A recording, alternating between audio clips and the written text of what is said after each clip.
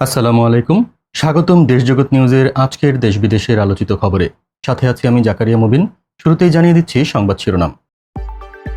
Gaza পুনর্গঠনে $70 billion ব্যয় হবে বলেছে জাতিসংঘ। লন্ডনে সত্যের জয়, রাজনৈতিক ষড়যন্ত্রের মুখে ব্রিটিশ সরকারের নতি স্বীকার। বিএনপি নেতা ফজলুর রহমানের বিরুদ্ধে ট্রাইব্যুনালে অভিযোগ। 5 পাস আবুল বায়াতি এখন কোরআনের তাফসিরকারক। নিঃস্ব আমি রিক্ত আমি বলা হাসিনার ব্যাংকের ভল্টে 832 ভরি স্বর্ণ। নতুন রাজনৈতিক জোটের আত্মপ্রকাশ কাল। ফিফার প্রেসিডেন্টকে নাগরিকত্ব দিচ্ছে লেবানন। এবারে শুনুন বিস্তারিত। গাজা পুনর্গঠনে $70 বিলিয়ন ব্যয় হবে বলেছে জাতিসংঘ। আমরা এমন এক পৃথিবীতে বাস করছি যেখানে মানবিক বিপর্যয়ের হিসাব হয় কেবল সংখ্যায়, কিন্তু এর আড়ালে লুকিয়ে আছে এক বিশাল অর্থনৈতিক ও ভূরাজনৈতিক খেলার ইঙ্গিত। জাতিসংঘের একটি নতুন প্রতিবেদন সামনে এসেছে। সেখানে জানানো হয়েছে, ইসরায়েলের অব্যাহত বোমাবর্ষণ এবং অবরোধের ফলে গাজা এখন কেবল ধ্বংসস্তূপ নয়, সেখানকার মাথাপিছু জিডিপি নেমে এসেছে বিশ্বের সর্বনিম্ন স্তরে। এটি কি কেবলই যুদ্ধ, নাকি ফিলিস্তিনিদেরকে অর্থনৈতিকভাবে পঙ্গু করে চিরতরে তাদের ভূমি থেকে উৎখাত করার সুদূরপ্রসারী ষড়যন্ত্র? দখলকৃত পশ্চিম তীরেও একই কায়দায় চলছে আক্রমণ, যা সেখানকার অর্থনীতিকে ঠেলে দিচ্ছে চরম ধসের দিকে। চূড়ান্ত সত্য হল, জাতিসংঘ জানিয়েছে যুদ্ধবিধ্বস্ত গাজা পুনর্গঠনে আগামী কয়েক দশক ধরে কমপক্ষে $70 বিলিয়ন ব্যয় হবে। ইসরায়েল যা কয়েক মাসে ধ্বংস করেছে তার ভার বইতে হবে গোটা বিশ্বকে।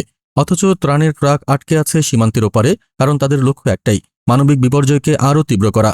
এই পরিস্থিতি কি কেবল ইসরায়েলের একক আগ্রাসন, নাকি এর পেছনে রয়েছে পশ্চিমা শক্তিধর দেশ ও তাদের মিত্রদের নীরব সমর্থন? এই ধ্বংসযজ্ঞের প্রকৃত লাভ কাদের পকেটে যাচ্ছে? লন্ডনে সত্যের জয়, রাজনৈতিক ষড়যন্ত্রের মুখে ব্রিটিশ সরকারের নতি স্বীকার। দীর্ঘ 6 বছর ধরে চলছিল এক অসম যুদ্ধ।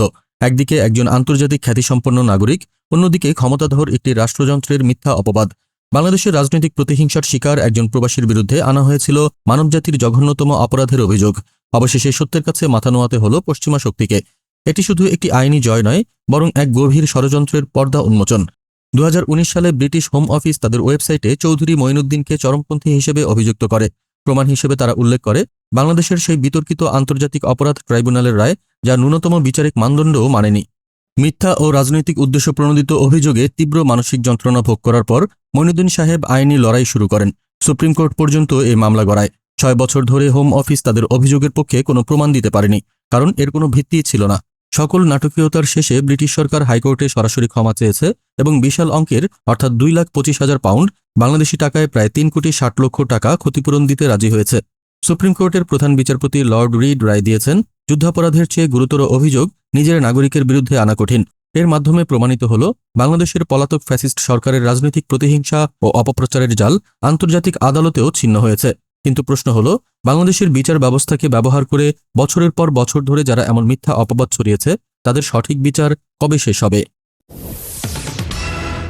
বিএনপি নেতা ফজলুর রহমানের বিরুদ্ধে ট্রাইব্যুনালে অভিযোগ।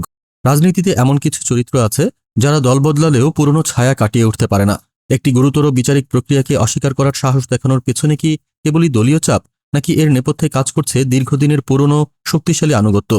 সুপ্রিম কোর্টের আইনজীবী ফজলুর রহমান এখন বিএনপি চেয়ারপারসনের উপদেষ্টা, কিন্তু তার অতীত পরিচয় আরও চমকপ্রদ। তিনি একসময় ছাত্রলীগের কেন্দ্রীয় সভাপতি ও সাধারণ সম্পাদক এবং আওয়ামী লীগের কেন্দ্রীয় নেতা ছিলেন। এই আওয়ামী টান কি আজও তাকে প্রভাবিত করছে? সম্প্রতি একটি টকশোতে তিনি সরাসরি ট্রাইব্যুনালের বিচার মানি না বলে বিতর্কের সৃষ্টি করেন। এই মন্তব্যের পরই প্রসিকিউশন তার বিরুদ্ধে আদালত অবমাননার অভিযোগ এনেছে। আওয়ামী লীগের শীর্ষ ছাত্রনেতা থাকার পরেও তার বিরুদ্ধে ট্রাইব্যুনালের এমন কঠোর অবস্থান কি প্রমাণ করে যে তিনি কেবলই রাজনৈতিক সুবিধার জন্য বিচারকে প্রশ্নবিদ্ধ করছেন? এই দ্বিধা বিভক্ত রাজনৈতিক পরিচয়ে কি তাকে আওয়ামী লীগের লাইনে টেনে আনছে? প্রশ্ন জাগে, ক্ষমতার বলয়ে বেড়ে ওঠা এই নেতা কি এখনও জনগণের কাছে সত্যিকারের বিশ্বাসযোগ্য? যেহেতু তার বিরুদ্ধে ট্রাইব্যুনালের অভিযোগ যৌক্তিক, তবে কি রাজনৈতিক সুবিধার জন্য তিনি বিচারালয়কে প্রশ্নবিদ্ধ করে জনমনে বিভ্রান্তি ছড়াচ্ছেন? 5 পাস আবুল বায়াতি এখন কোরআনের তাফসিরকারক। প্রাথমিকের গণ্ডি পেরোয়নি, অথচ 5 বছর ধরে সেজেছে কোরআনের তাফসিরকারক। ধর্মীয় অনুভূতি নিয়ে বিভ্রান্তি ছড়িয়ে প্রকাশ্যে আল্লাহ ও নবীকে নিয়ে কটূক্তি করার সাহস সে পেল কোথায়?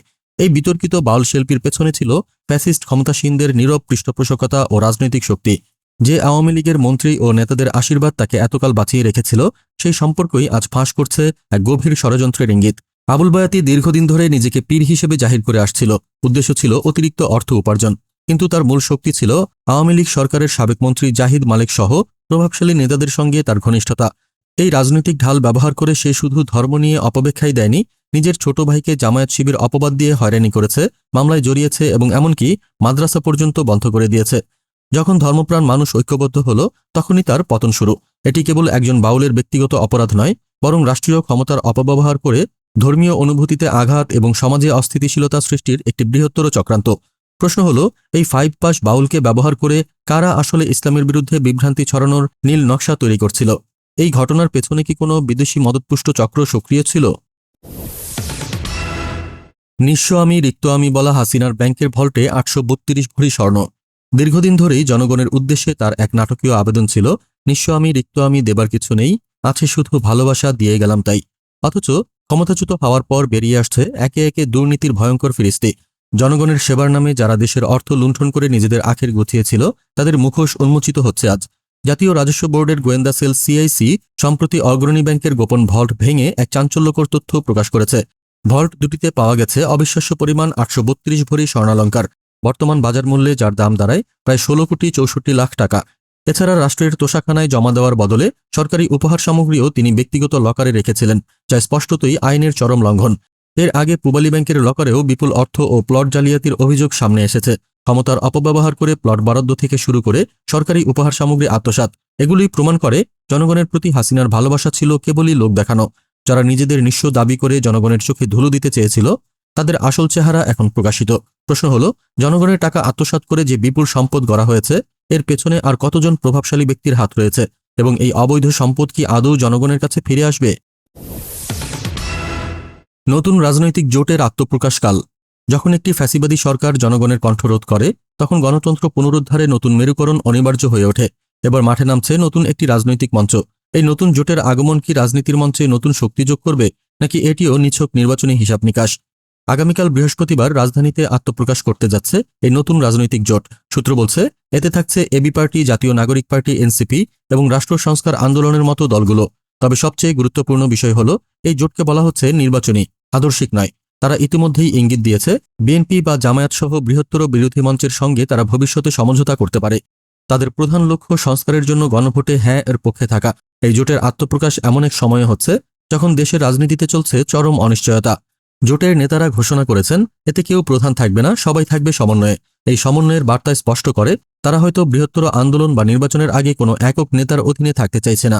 তবে প্রশ্ন হলো, শুধু নির্বাচনী সমঝোতার ভিত্তিতে গঠিত এই জোট কি দেশে একটি অর্থবহ পরিবর্তন আনতে সক্ষম হবে? ফিফার প্রেসিডেন্টকে নাগরিকত্ব দিচ্ছে লেবানন। খেলাধুলা যখন রাজনীতির মঞ্চে পরিণত হয়, তখন মানবিক সংবেদনশীলতাও চাপা পড়ে যায় ক্ষমতার কূটচালে।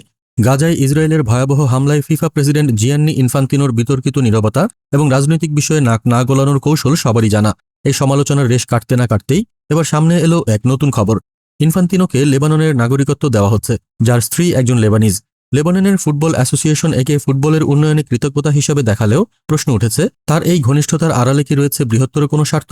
উল্লেখ্য, ফিফার এই প্রেসিডেন্ট ডোনাল্ড ট্রাম্পের ঘনিষ্ঠ এবং তার নেতৃত্বেই 2026 বিশ্বকাপের আয়োজক নির্বাচিত হয়েছে যুক্তরাষ্ট্র। এই নাগরিকত্ব গ্রহণ এবং লেবাননে নতুন স্টেডিয়াম নির্মাণের প্রস্তাব কি মধ্যপ্রাচ্যের জটিল ভূরাজনীতিতে কোনো বিশেষ বার্তা দিচ্ছে?